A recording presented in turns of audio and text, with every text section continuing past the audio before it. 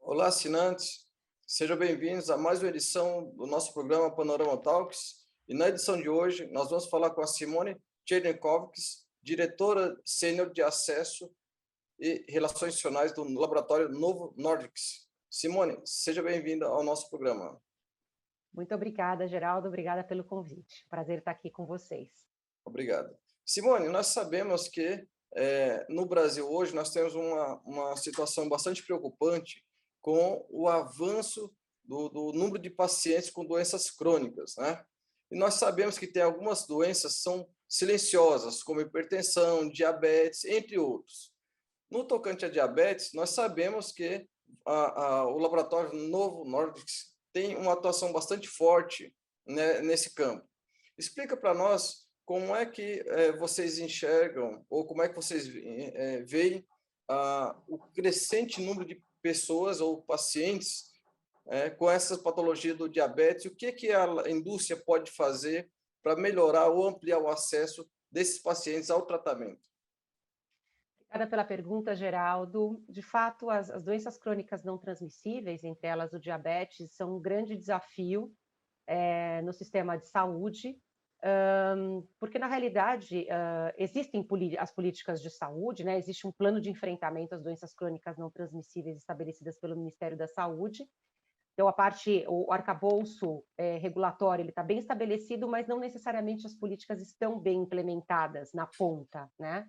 Então, existe uma lacuna entre as diretrizes, as linhas de cuidado e, eventualmente, o que é executado na atenção primária à saúde, né? Então, é importante entender esse contexto para entender onde a gente pode colaborar como indústria farmacêutica. Então, dentre alguns exemplos, né, do que existem de lacunas, existe uma falta, muitas vezes, de conscientização, de educação da população, né, a questão dos fatores de risco, que são extremamente importantes, né? Então, esses fatores de risco, eles são adequadamente controlados, fatores de risco tanto comportamentais quanto metabólicos, ou seja, as pessoas sabem que é importante manter a sua glicemia em ordem, ou seja, nivelada, que é importante manter a sua pressão também controlada, que é importante fazer atividade física, que é importante ter um estilo de vida ativo. Então, não necessariamente todos sabem sobre isso, por que isso é importante, né? Então, sem essa educação e essa conscientização, muitas vezes até é difícil, uma vez feito um diagnóstico, conseguir a adesão ao tratamento,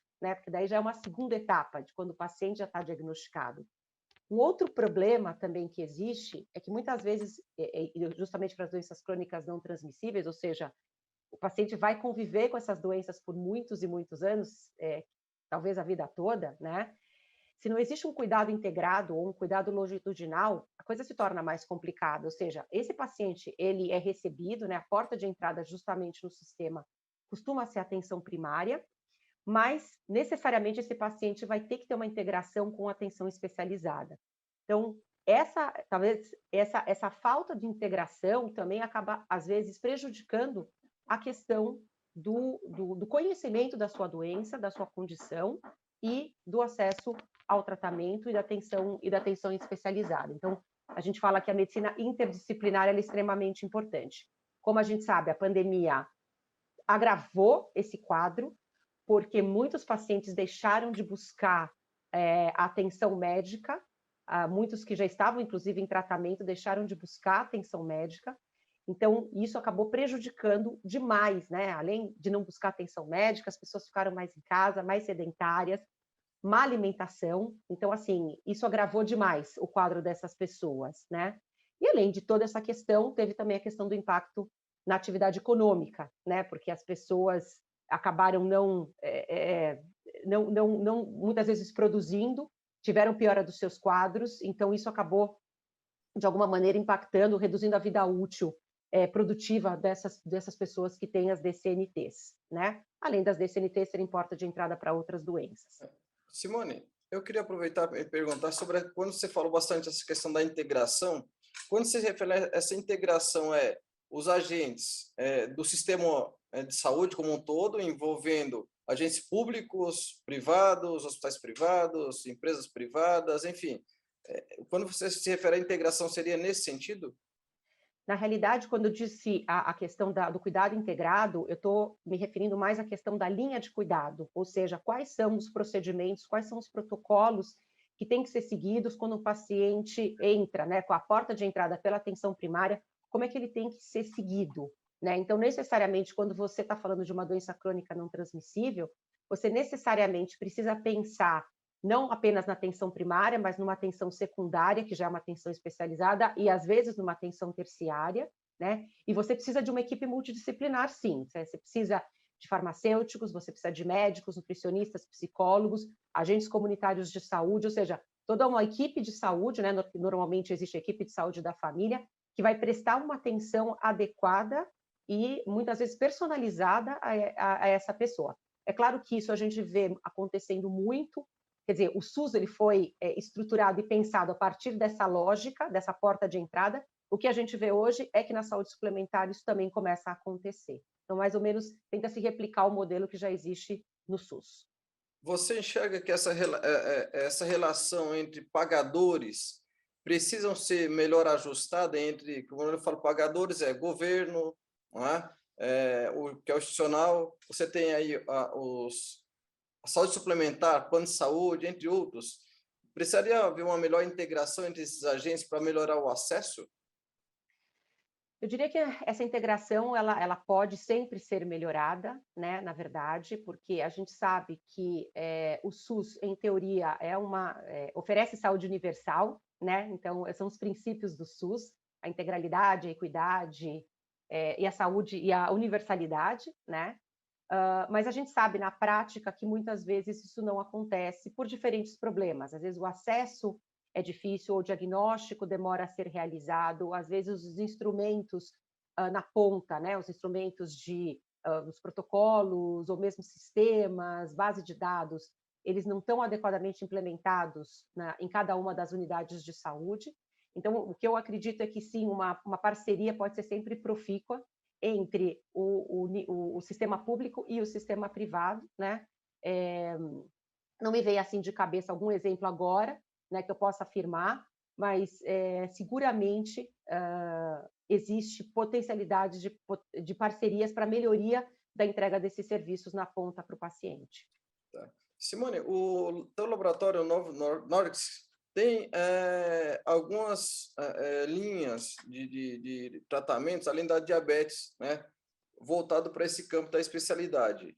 Quais são essas áreas de especialidades que o seu laboratório atua, além dessa que é bastante conhecida na área de diabetes? Perfeito. Então, diabetes, na realidade, está no DNA da Novo Nordisk, né? A Novo Nordisk, ela nasceu da descoberta da insulina, ela nasceu 2 anos após a descoberta da insulina. A insulina, esse ano, completa o seu centenário, né? 100 anos da sua descoberta, e a Novo Nordisk, daqui a 2 anos, completa também o seu centenário.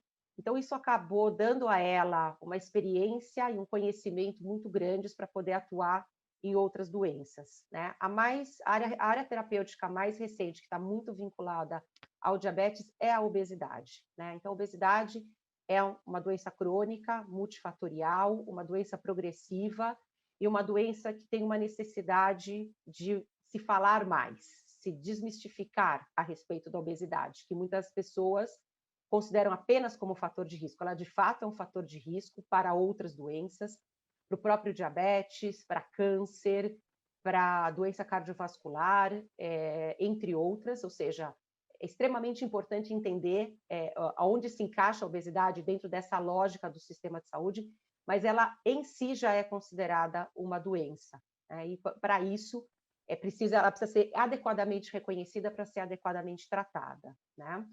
Além da obesidade, a gente também atua em outras áreas, né, como a hemofilia e distúrbios do crescimento, que são áreas que não necessariamente correlatas, mas a hemofilia é uma doença rara também, de ordem hemorrágica, né, que também o paciente, né, vai viver com ela o resto da vida, e os distúrbios do crescimento.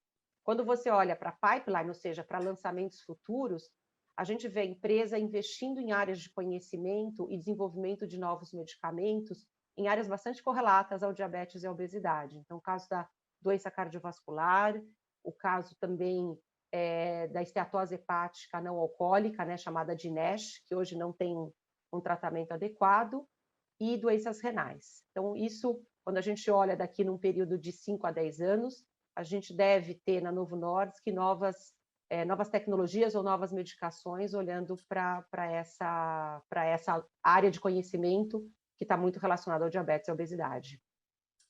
Ok, Simone, muito obrigado pela sua participação, foi bastante esclarecedora, e eu acredito que os assinantes vão realmente assistir com muito prazer a sua entrevista. Ok? Muito obrigado pela sua participação. Obrigada, Geraldo. Um abraço. Até mais. Obrigado. Obrigada.